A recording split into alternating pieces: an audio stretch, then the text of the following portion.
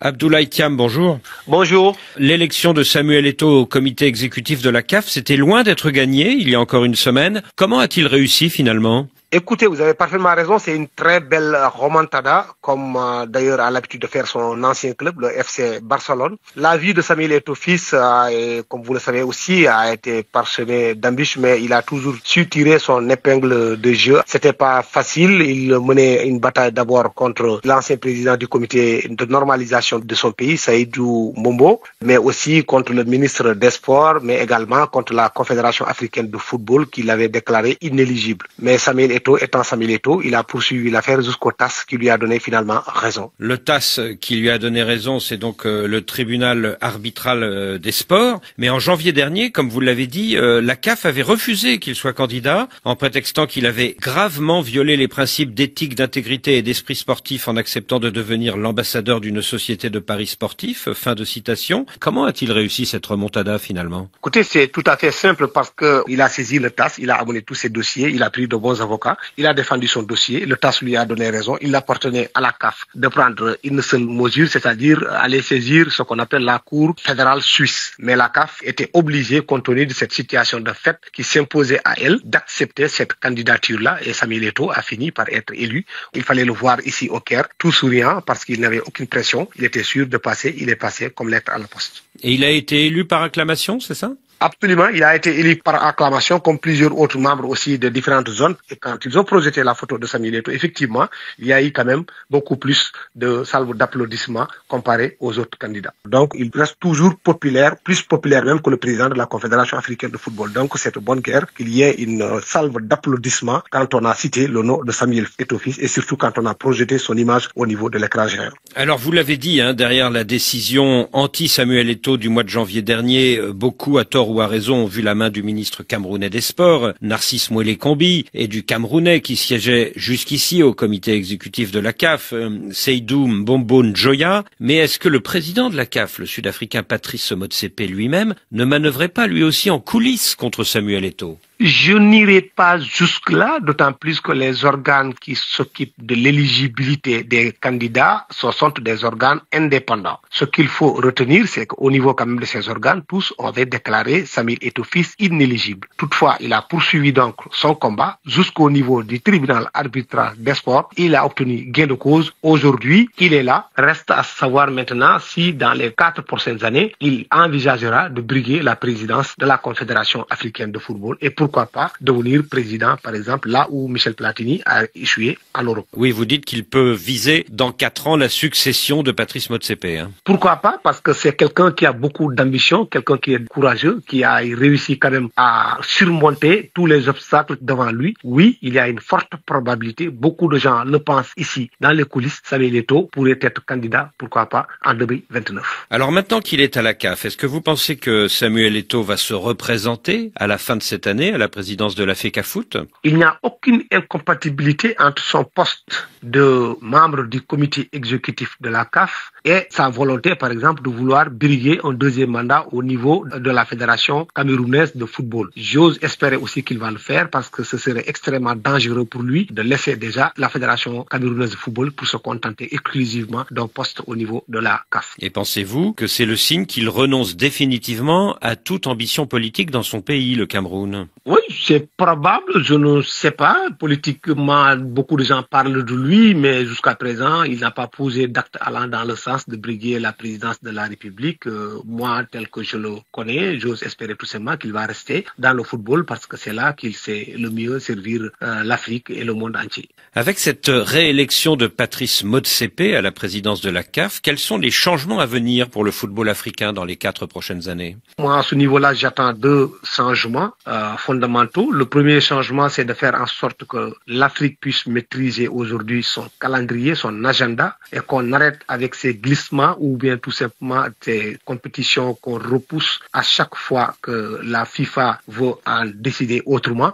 Deuxièmement, il faut aussi que le président Patrice Motsepe prenne son bâton de pèlerin pour aller discuter avec les chefs d'État africains, parce que rien que pour la 4e ou 5e journée des éliminatoires de la Coupe du Monde, il y a 13 matchs africains qui doivent se dérouler sur le territoire marocain. Donc la plupart des pays au sud de Sahara ne disposent pas des infrastructures aujourd'hui qui répondent aux normes de la FIFA et aux exigences de la CAF. Et sur ce plan-là, j'aurais bien aimé que Patrice Motsepe fasse preuve un tout petit peu de souplesse, d'indulgence pour permettre quand même à certains pays de pouvoir accueillir chez eux. Accueillir chez eux dans leur propre pays. Absolument, dans leur propre pays. Est-ce à dire qu'il faudrait peut-être que la FIFA et la CAF soient moins strictes dans les conditions qu'elles posent pour l'organisation de matchs dans certains stades? Oui, mais on peut se poser même la question comment est-ce qu'ils arrivent à faire l'arbitrage, parce qu'il y a certains pays quand même qui sont dotés des infrastructures qui ne répondent pas. Nous sommes des journalistes, nous voyageons beaucoup en Afrique, nous constatons qu'il y a des matchs de la FIFA ou de la CAF qui se déroulent dans des stades qui ne répondent pas aux normes. Pendant ce temps, on voit d'autres pays, on refuse tout simplement d'homologuer ces stades-là. Ça aussi, c'est un gros problème. Quels sont les grands stades de grandes capitales subsahariennes qui sont injustement écartés pour l'instant de toute homologation? Moi, ça m'étonne aujourd'hui que Madagascar, qu'on lui a refusé l'homologation de son stade. J'ai vu le stade de Gambie qui a été quand même rénové. Il y a eu beaucoup d'avancées qui ont été faites. Je me suis posé la question comment est-ce que la FIFA a pu homologuer, par exemple, le stade de la Mauritanie où des stades de la trempe de Sadio Mané ont été obligés de passer devant des supporters dans une zone pour aller rejoindre les vestiaires. Donc, si vous faites le benchmarking, vous allez vous rendre compte qu'il y a des parties où on ferme les yeux, on ne dit absolument rien tout, et de l'autre côté, on refuse à des pays aussi de recevoir. Ces pays-là sont tout simplement obligés de migrer vers le Maroc ou bien vers la Côte d'Ivoire qui est en train de devenir le hub sportif au niveau de l'Afrique de l'Ouest. Le hub sportif pour l'Afrique de l'Ouest.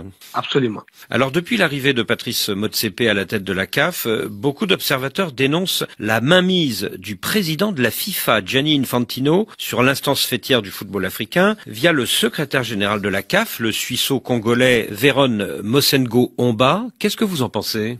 Bon, écoutez, moi, je crois que pour le premier mandat, c'était tout à fait normal parce que quand même, Patrice Motsepe n'était pas au préalable candidat pour diriger cette confédération africaine de football. Ils sont allés le chercher.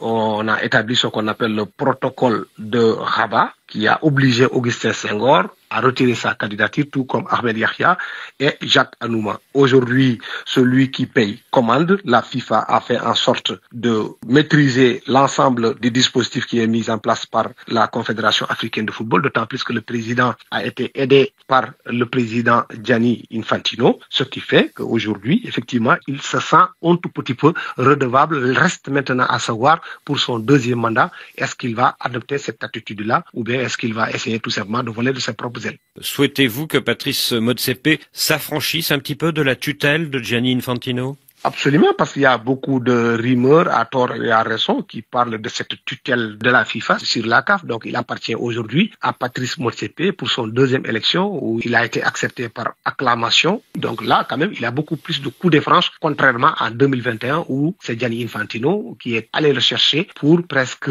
l'élire président de la Confédération africaine de football. Là, il a beaucoup plus de coups de franche. Il a maîtrisé aussi, je pense bien, la Confédération africaine de football. Comment est-ce que ça marche? J'ose espérer qu'il va s'affranchir davantage comparativement à son premier mandat. D'autant que les dettes d'il y a 4 ans ont été épongées et que le budget est plus équilibré aujourd'hui? Absolument. Là, quand même, on ne parle plus d'une CAF qui va vers la banqueroute. Et ça aussi, c'est grâce à son entregent, grâce à sa capacité managériale, parce que c'est un homme d'affaires qui a mis énormément d'argent au niveau de la CAF. Il est en train encore, au niveau des compétitions africaines, de revaloriser l'ensemble des primes qu'on donne aux équipes vainqueurs, que ce soit en Ligue des Champions, en Coupe de Confédération, mais aussi dans les compétitions, qu'il s'agisse de la Coupe d'Afrique senior jusqu'aux petites catégories. Là, quand même, il a marqué un énorme coup et c'est pour cette raison que je pense qu'aujourd'hui, qu'il peut effectivement penser à s'affranchir de Gianni Infantino. Hier, au Caire, ont été élus également les 6 nouveaux représentants de la CAF au Conseil permanent de la FIFA. Et là, il y a de sacrées surprises, hein, Abdoulaye Thiam? Absolument, il y a de sacrées surprises. D'abord, c'est le fait de voir Pinnick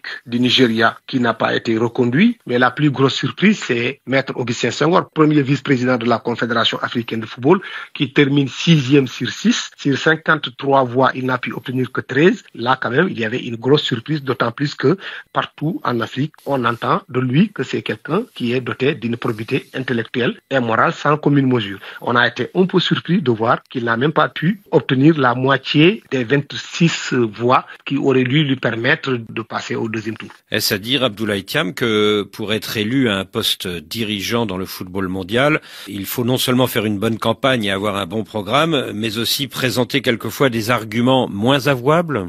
Écoutez, je crois très bien que ça a étonné beaucoup de gens qu'on voit des membres qui viennent pour la première fois briguer le poste de membre du Conseil de la FIFA, que cette personne-là puisse être élue au détriment quand même du premier vice-président de la Confédération africaine. Ce qui voudrait dire ce n'est pas une question de programme, ce n'est pas une question de profil, c'est peut-être autre chose. C'est-à-dire que lui, Augustin Senghor, il est à cheval sur certains principes qu'il n'accepterait pas peut-être n'importe quoi pour pouvoir siéger au niveau du Conseil de la FIFA. Et est-ce à dire que pour être élu, il faut non seulement avoir un bon programme, mais manœuvrer en coulisses avec peut-être des méthodes pas toujours orthodoxes? De toute façon, c'est des lobbies qui se saisissent de la CAF, de la FIFA, du CIO, un peu partout. On constate qu'il y a des lobbies. Quand on regardait le dépouillement, on se rendait compte qu'on avait donné une liste à l'avance pour qui voter. Donc, dès l'instant qu'on commençait à citer le nom de quelqu'un, c'était les 6 premiers qui sortaient tout le temps. Donc, j'ose espérer peut-être qu'ils ne se sont pas trompés et que les membres qui sont élus au niveau du Conseil de la FIFA vont travailler pour le développement du football africain. Mais il y a trop d'arrangements dans les votes? Absolument, il y a trop d'arrangements dans les votes, mais ça aussi, c'est pas l'apanage de la CAF. Je le dis, je le répète, que ça soit à la FIFA, que ça soit au CIO. Et c'est vraiment dommage parce que Augustin Senghor, la conséquence immédiate, c'est qu'il a remis sa démission à Patrice Motsepe. Il ne va plus être premier vice-président de la Confédération africaine de football parce qu'il ne bénéficie plus de la confiance de ses pairs. Abdoulaye Thiam, merci.